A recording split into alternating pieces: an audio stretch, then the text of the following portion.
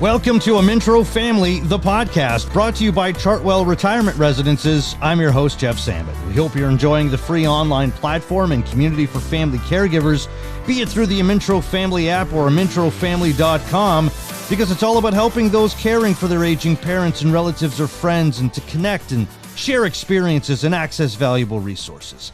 Our guest today is a host, speaker, entrepreneur, a Canadian icon you'd know from her time as a MuchMusic VJ, and a caregiver. Erica Ehm joins us. Erica, it's great to see you again. Thanks for joining us. Thanks, Jeff. Happy to be here. Happy to have you. Now, you had been a caregiver to your late mother, and before we get into your caregiving journey, I want to hear more about your mom. Well, my mom was a trailblazer in the world of, I would say, social media and travel. My mother, when she was 40 years old, she and my dad divorced. And she was so sad that she put on a backpack and started traveling around Europe by herself.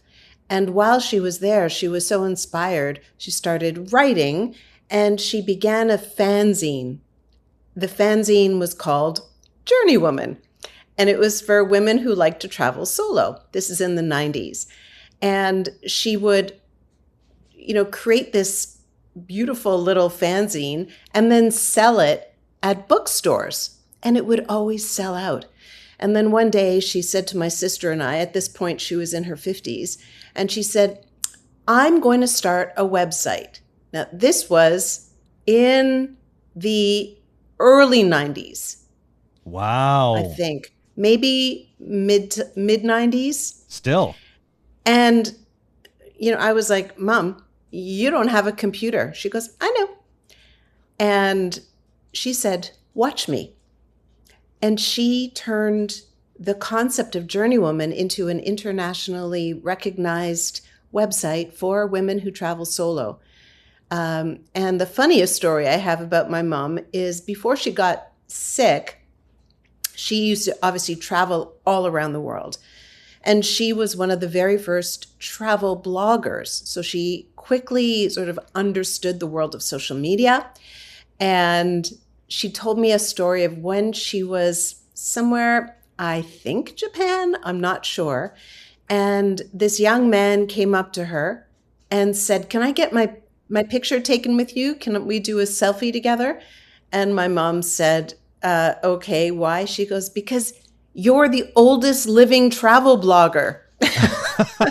I think at that point she was in her late 70s. Wow. So that's my mom. Wow. She was an extraordinary woman and probably the most important person in my life. Oh, for sure. It sounds like you have such a wonderful connection with her, and it feels like through what you've done professionally that you would have drawn from so much of what she was able to accomplish.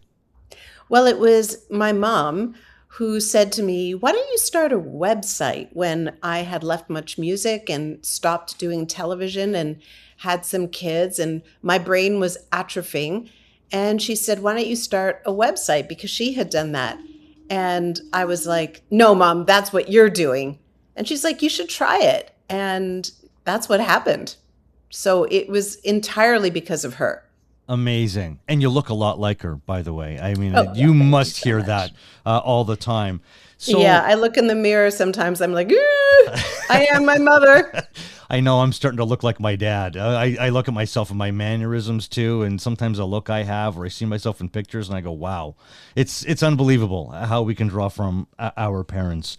So your mother, she would eventually get a cancer diagnosis. What do you remember about her getting that diagnosis, and about how, because I remember when my dad was diagnosed with Alzheimer's, and I immediately went into, all right, I've got to readjust what I'm doing in my life. I've got to readjust everything. I've got to really take a good look at how I'm spending my time and how I'm going to allocate as much as I can to my dad and to my mom as his caregiver. So what did you have to do? In a similar vein, what did you have to do? Well, it was slow because initially she was given a diagnosis of melanoma, mucosal melanoma in her nose. She had had an annoying something in her nose, and no one really took it seriously. Meanwhile, it was growing the whole time. When they eventually diagnosed it, they started to treat her very quickly. And my sister and I just said, "We're here for you, Mom." But it wasn't an emergency right away. So we went with her to her appointments. We also got a friend of ours who had survived cancer to come with us. She's actually a judge. So she has a very high level of being able to listen for details because my sister and I obviously were emotionally in over our heads. It was hard for us to really comprehend what was being told. And my mother sort of built this little team around her, which with that woman who's a good friend of my sister's, my sister and I. Now, at the same time, to complicate matters, my daughter was having a lot of mental health challenges. So I really was, I guess you'd call it like classic sandwich. So I have an older mom who is now ill and a daughter who really needs me. Also, I was running a very large business. So I was being pulled in 3 different directions at the same time.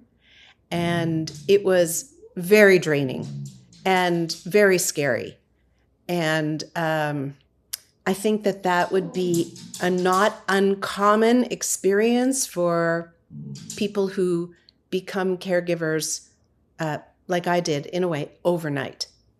Did you find that out, though, much later than you would have wanted to, that your story, as much anxiety as you would have had as a caregiver and as a parent and, of course, as a professional, that you would have found out that your story is a little bit more common than you would have known at the start?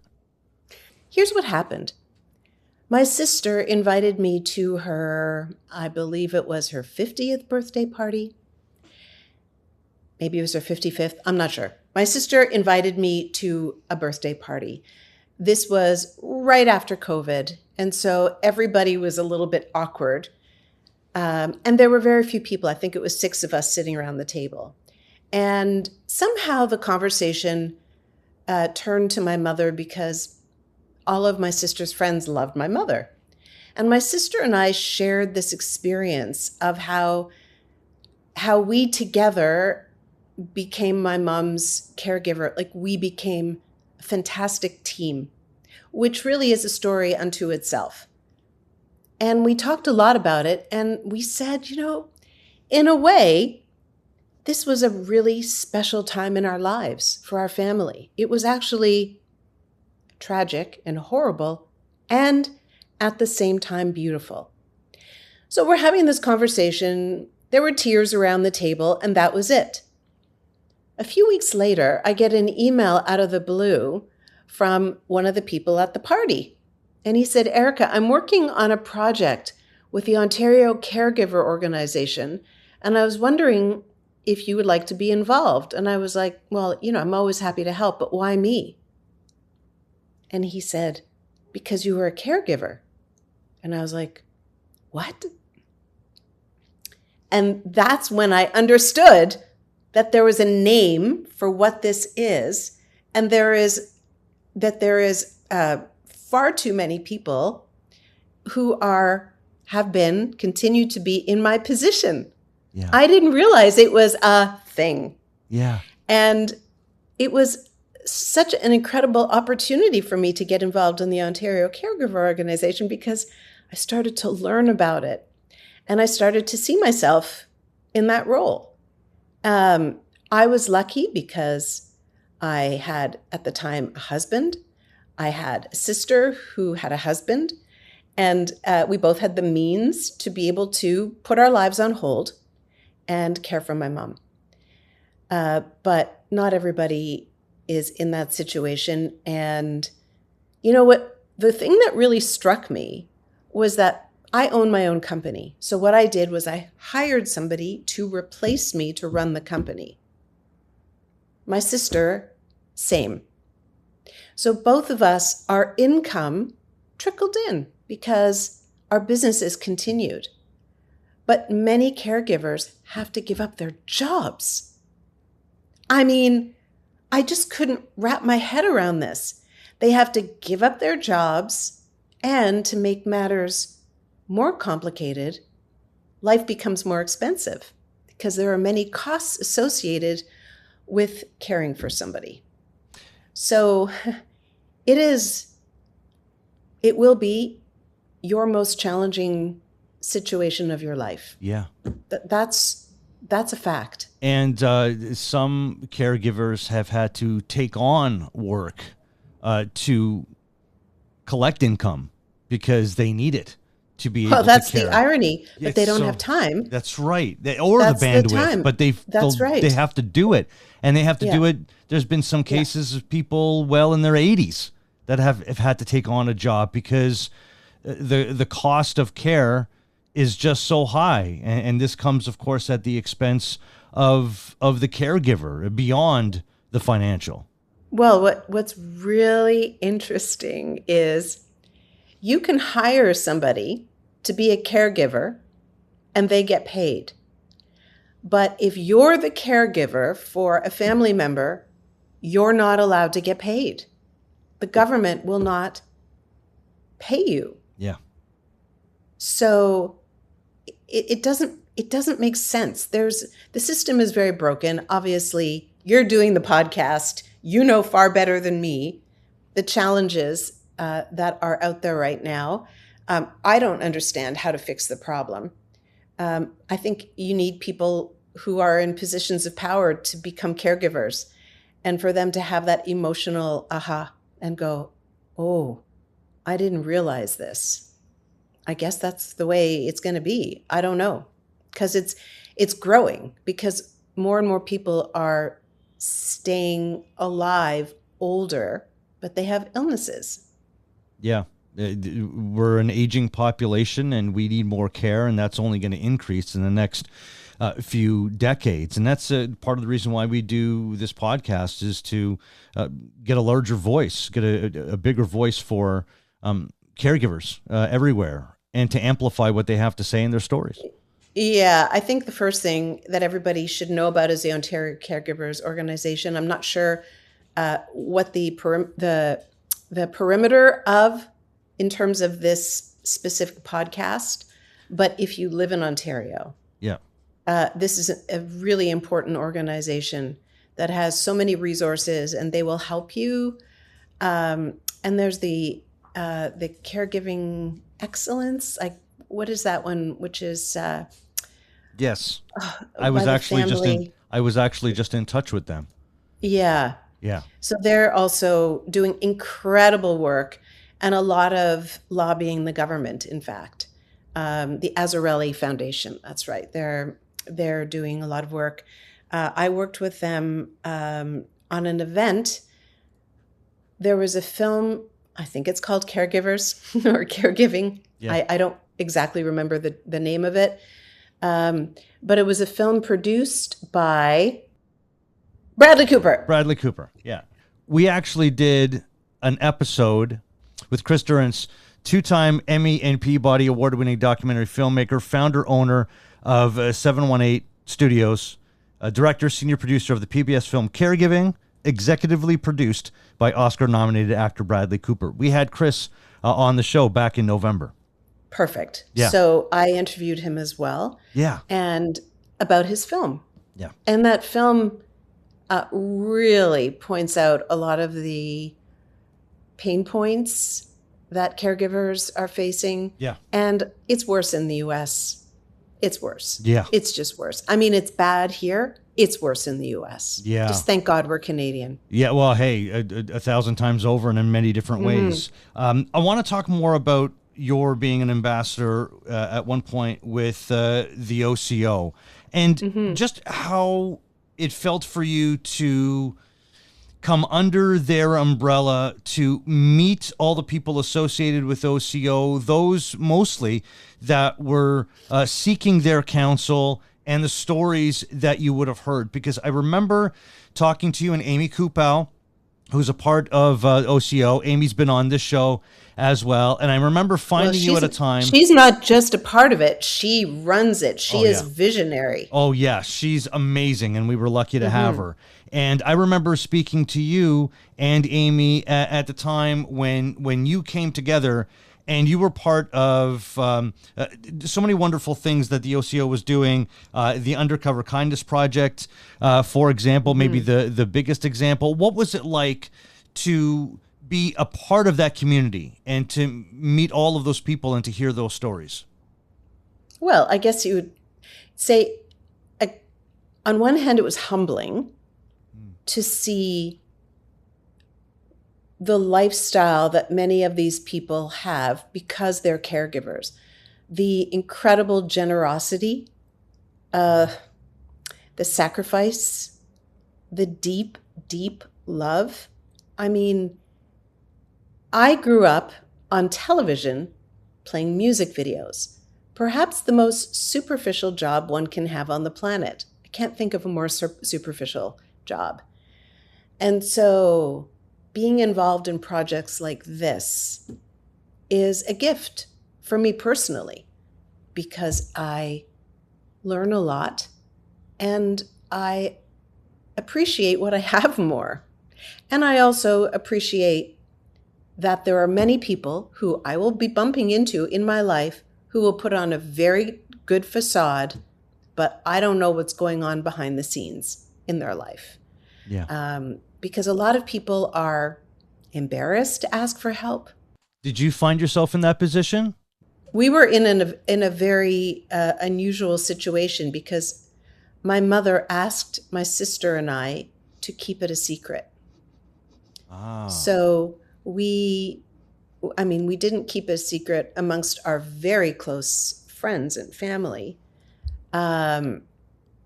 So I was able to, like, the only help I really asked of my friends is let's Zoom and drink wine so I can cry. And they did. Yeah. And it is a lot to bear as a friend, to be there and, to just be there. We had the means to hire someone to be with my mother, to bathe her, those kinds of really difficult physical things. So I can't complain. Between my sister and I, we were very lucky, if you want to use the word lucky. The other individuals that we spoke to, it was very humbling, the kinds of sacrifices that they had to make. People who have to do the all-night shift in factories in order to make enough money to be there during the day for their families. Like, it's kind of a horror story and wrapped up in this deep, complicated love. But there is something that I learned, which is the importance of asking for help. So I do that now in my life, just in general, because I know that when you ask for help, even for small little things, do you think you could do my gardening? I need to be at home with my mom. Something as simple, can you cut the lawn or whatever? Just those little things that make your life a little bit easier. But remember that when someone does an act of service for you, there's dopamine that gets released in that person's brain. There is like a kindness. The universe has provided our brains with this gift that when you do something nice, you get this release of kindness dopamine. It's like a high. Yeah. And so when you are thinking about not asking for help, remember that you're also kind of giving that other person an opportunity to get the kindness high. People want to feel good about themselves. And by you asking them to help in some small way, in a way that would not impose too much, is probably a gift of sorts for people. They're always looking for, how can I give back in some small way? So I think that would be my advice. The thing that I learned in this process is don't carry the weight by yourself. That's a great way of putting it, because asking for help is doing, if you think of it in a way of you're doing someone else a favor, you're giving them the opportunity to help and to feel that high of an act of Exactly. kindness. I think when you reframe it that way, if necessary, it's going to help those that are going to be needing to ask for help. You're listening to Amintro Family, the podcast, brought to you by Chartwell Retirement Residences. I'm Jeff Sammut with Erica Ehm. I wanted to get back to what you said earlier, Erica, about how your sister and you really bonded, because Oh, yes. we've talked on this Yes. show before in previous episodes with guests about how sometimes the caregiving experience, the shared experience of caregiving, can kind of break up families a little bit. It can cause some hostility, some blame, some finger pointing. It was the opposite with you and your sister. It brought you two together. Yeah. Now, it takes certain types of personalities. So, just to give you a sense of who I am, when my husband and I divorced like 5 years ago, we didn't fight once because I believe in being kind and having conversations and listening and being sensitive to the other person. So, you need to have two people like that in order for some sort of difficult thing to get done without too much emotional drama. Yeah. My sister and I, we are raised by our mother and my father. And so we have that, we have very high EQ. Now, our personalities are different. My sister feels much more than me, and she's more explosive, and I'm sort of more withdrawn and sort of pensive, if you will. So we're different. Sometimes it's oil and water. So we were going through the process, and my sister likes to be in charge a lot. So I'm just like, all right, go ahead, like no problem. And so she had organized the caregivers to come in to care for my mom. She built a schedule. And my mom, who was also type A personality, but was not in her sane mind because she was getting progressively ill, she decided that she didn't like the caregivers. And so she would call the company and cancel them. Ooh. And my sister was losing her mind because my sister spending a lot of time organizing this for my mother. My mother was not well. So my mother wasn't doing it to be mean. My mother was doing it because something in her mind was saying, I don't want these caregivers. So my sister felt that my mother was disobeying her or not behaving to her liking.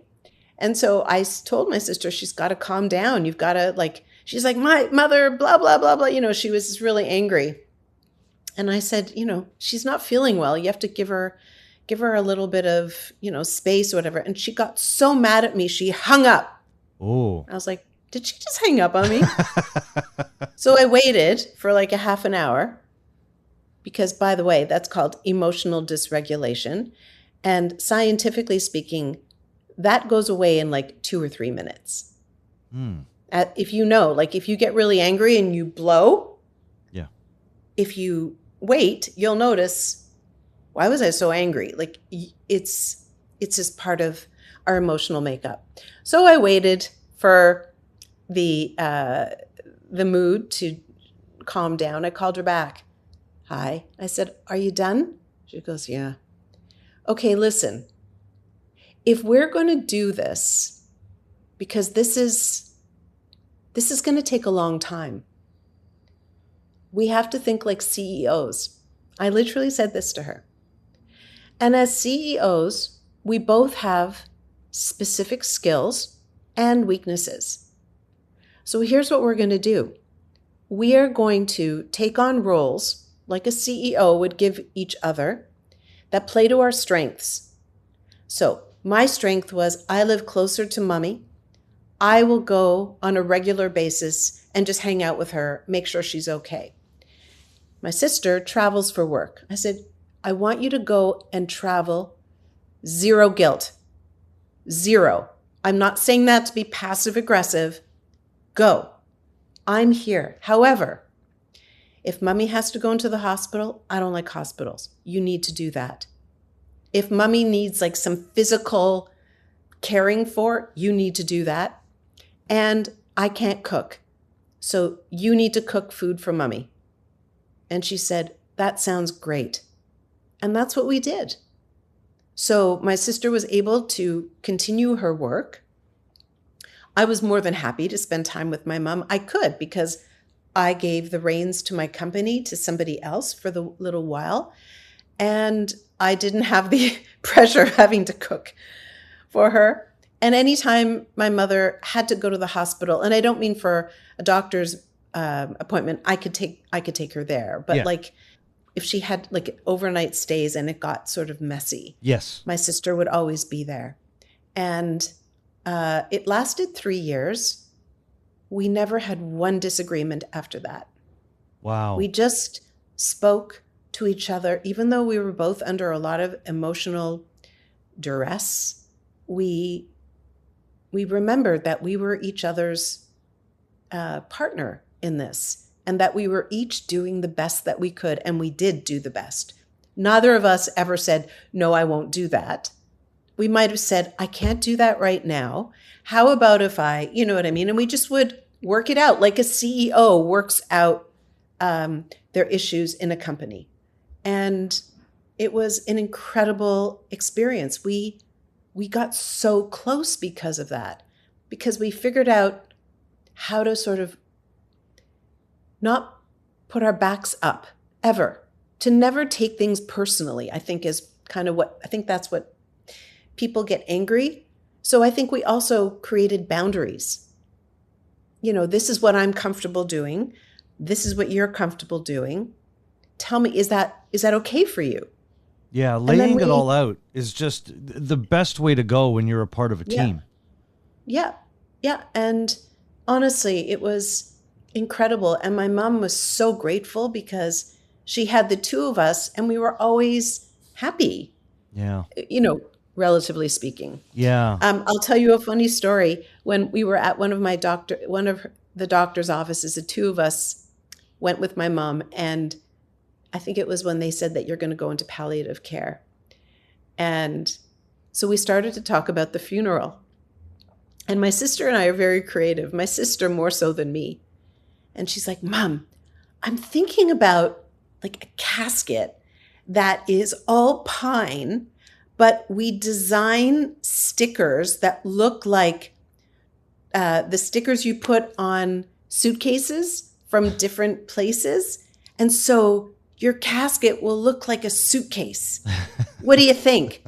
My mother says, I don't give a shit, I'll be dead. And then we all laughed. And we did it. We did it. You did that? So that happened? Yes, we did. Yes, we did. Wow. How was that for you guys? Well, it was hilarious and touching and very special because we gave my mom the send-off that she deserved. And by the way, I just went to visit her like 20 minutes ago because I said, Mom, can I bury you near me? So she's buried in Mount Pleasant and Cemetery, which is a 10-minute walk for me. So I go there 2-3 times a week. Oh, see, I have to drive like a half hour to go to the cemetery and visit my dad, and it's like a thing, right? Yeah, no, for me, it's like I go and visit her. I told her that I would, and I visit her all the time. And that's amazing. What's that do for you? Because for me, I like going to the cemetery, and my dad happens to be buried at a cemetery where many of my family members are buried, unfortunately. But I feel an odd comfort going. But my sister, and there's no right or wrong, but my sister does not like to go. She doesn't. I think since my dad passed away over 5 years ago, she's gone like twice, maybe 3 times, maybe. And I'm not saying there's anything wrong with that, but she's just not comfortable with it. What does it do for you to go and and be able to see your mom as frequently as you can? Well, I think that she's my guardian angel. So I go there to thank her. Hey, Mom, thanks. I love that. I love that you have that. And your relationship with your sister now, how is it? She's my best friend. Oh, that's amazing. I'm so happy for you. I wanted to ask as well. We kind of glossed over it, and I don't want to dwell too much on this. But being a parent of a child with mental health issues, you were going through that at the same time, like with everything going on. You once told me about how you couldn't sleep, you could cry at any moment. To have dealt with that at the same time, Oh, yeah. is there a difference between being a caregiver to someone, a loved one that has a physical illness, versus someone that is suffering from mental illness? And I know it's a bit of an apples and oranges thing, because No. one's a There mother, is. one's a child. With my kid, it was sheer terror, because every once in a while she would say, I think I need to go to the hospital. And she was having suicidal ideation. I'd go, okay, let's go. And we would just sit there. Nothing would actually occur. But she just needed to know that she was safe or something. So you wouldn't admit her, like she wouldn't go through the whole process. You would just sit at the hospital? Yeah, she would sit in the hospital in the waiting room, and, emotional dysregulation. She would, over the time, because it takes a long time to be seen in a waiting room, right? That's true. In the evenings. This is at Sick Kids. And so I think they're kind of used to it. Yeah. And they would bring her into one of the rooms, and they would ask her a bunch of questions, and then they'd say, okay, go back into the waiting room and we'll get back to you. And they were lovely. And she was like, Mom, I'm hungry. Can we go? And I was like, really? Yeah, I feel better. You sure? Yeah. And so we would go. She just needs to know that someone hears her, believes her, will protect her, will do whatever she needs. And right around that time, we finally got her into therapy, which was intensive and privileged, because it costs the amount of a mortgage a year. Like, it was incredibly expensive. And so then you're taking on a financial anxiety that comes. Oh my God. It was okay. Yeah. And at the same time, the guy that I hired to run my company decimated the company. So oh my goodness. I just finished my memoir, and Jeff, the second to last chapter is called the chapter I don't want to write. Right. Because it's basically my mom losing my business and my daughter. Oh, and my marriage breaking up. And by the way, the marriage breaking up had nothing to do with my mom. That was completely separate. He was very nice about my mom. Yeah. But yeah, that shit happens. Life happens. And it's how you respond to it. Shit happens to everyone. Yeah, it does. And sometimes when it rains, it pours. And it seemed to have poured at a certain time in your life. By the way, when's the memoir coming out? Is there a release date for it? It hasn't been sold yet. It's in my agent's hands. Okay. As of Friday. So I'm excited. Date pending, because that's coming out. Yes, just think bidding war. Yeah, bidding war. Absolutely. Put it out into the universe. I also want to say, because this is an important thing. Yeah. My daughter was in intensive therapy for 4 years. And she's in fourth year university, and now she is planting trees this summer, and she is rocking it. Oh, so it's great. And she's 22 now, and you just have to bear down and be there and support them. And sometimes your needs, my needs, they become secondary. Mm-hmm. but I will say that there is a gap in healthcare again, because when my daughter was in therapy, there was no therapy for the mother. The mother, who was also caring for her mother and a child with mental health challenges. So everybody was like, oh my God, we have to take care of the child. And I was like, guys, I'm the one who's taking care of the child, who can't sleep at night, who needs to go and then be with my ill mom. And then I need to make sure that my daughter is safe. Why is there no one out there for me? And I would talk to my daughter's therapist and I say, can I book time with you so that you can coach me on how to deal with this? And they're like, no, I'm just here for your daughter. I understand that. It's like client doctor privileges. They don't want to share anything that my daughter was saying to them. That's not what I was asking for. I was asking for, how do you manage a child dealing through someone needs to teach me. Yeah. Because you're with her 1 hour a week.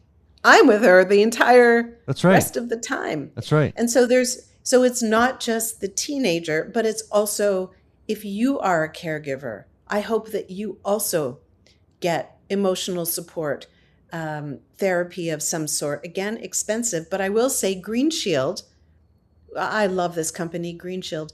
They have free DBT therapy online, or CBT therapy online for women who are the main caregivers. Yeah. So you don't have to be a client of Green Shield. Is that who you turn to for help? I didn't go to therapy at all. Really? Yeah. Do you wish you had? I did. I mean, now that you've created some distance from everything that's gone on. I have girlfriends who are super high EQ, and I would weep to them, and they gave me great advice. And I feel like my sister also, that because it was actually somewhat beautiful. And I visit my mom, like I'm in it. I'm not blocked by it. And I watch my daughter heal. So I'm okay with it. If I needed it, I would go. Yeah. Trust me. Well, it seems like you found the support you needed. I did. It didn't end up being professional, but you had that. Not everybody does, but you had that, and they were there for you. And exactly. And not everybody has a sister like I have. Like, I just happen to be around people who are super high EQ and I can tell my secrets to. But maybe one day. I found that writing my memoir very cathartic. I was going to ask if it felt that way, if you felt like you had to get it all down on paper to be able to go, all right, next chapter, if I could use that term, to kind of move forward and to look forward to that next chapter. You had to write a bunch. Oh, Jeff, I'm always moving forward. I don't need to write a book. Every time I talk to you, there's something else going on. You're popping up on stage and touring with Glass Tiger all of a sudden. That's right. You did that. Like you're starting up this and you're doing that and you're on TV. Now you're on the radio. Like every time I talk to you, you're doing something brand new. But every time, Erica, that I've reached out to you, you've said yes. And you've always been very kind with your time. And more important than that, generous with the audience I have. And I know they've always benefited from getting to hear you and to hear about your experience. You've always been very forthcoming. And that's what I've always loved about you. In knowing you and before knowing you, that you've always been very giving and you care about the people that are paying attention. And I really appreciate your taking the time. Yeah, no problem. I hope that by sharing my stories that other people can benefit, particularly the one about being able to be honest with the people around you in asking for help, and also just telling people what you need. So, like with my sister and I, because it really worked out so well. It changed our relationship. Amazing. And that's great advice on a couple of fronts. Erica M., really appreciate your joining us. Thanks for being so forthcoming and sharing your story. Anytime. All right. There's Erica M. I'm Jeff Sammut. This has been another episode of Amintro Family, the podcast, brought to you by Chartwell Retirement Residences. And you can hear the podcast on the Amintro Family app and wherever you listen to podcasts. Check out AmintroFamily.com. And a reminder, we want to hear your stories on the forum, and we can share them here as well on Amintro Family, the podcast.